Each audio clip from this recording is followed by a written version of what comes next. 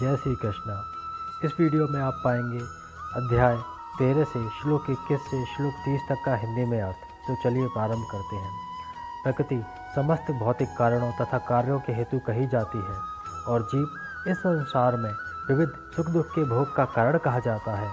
इस प्रकार जीव प्रकृति के तीनों गुणों का भोग करता हुआ प्रकृति में ही जीवन बिताता है। यह उस प्रकृति के साथ उसकी संगति के कारण है। इस तरह उसे उत्तम तथा अधम योनियाँ मिलती रहती हैं। तो भी शरीर में एक अन्य दिव्य भोक्ता है जो ईश्वर है, परम स्वामी है और साक्षी तथा अनुमति देने वाले के रूप में विद्यमान है और जो परमात्मा कहलाता है। जो व्यक्ति प्रकृति, जीव तथा प्रकृति के गुणों की अंतःक्रिया से संबंधित इस विचारधारा को समझ लेता है, उसे मुक्ति की प्राप्ति सुनिश्चित है। इसकी वर्तमान स्थिति चाहे जैसी हो, यहाँ पर उसका पुनर्जन्म नहीं होगा। कुछ लोग परमात्मा को ध्यान के द्वारा अपने भीतर देखते हैं, तो कुछ लोग ज्ञान के अनुशीलन द्वारा और कुछ लोग ऐसे हैं जो निष्काम कर्मयोग द्वारा देखते हैं।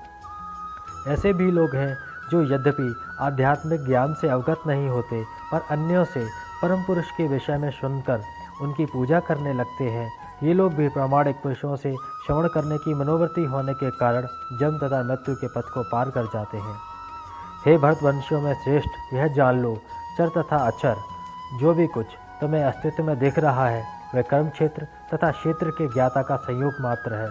जो परमात्मा को समस्त शरीरों में आत्मा के साथ देखता है और यह समझता है कि नश्वर शरीर के भीतर ना तो आत्मा ना ही परमात्मा कभी भी विनष्ट होता है, वही वास्तव में देखता है।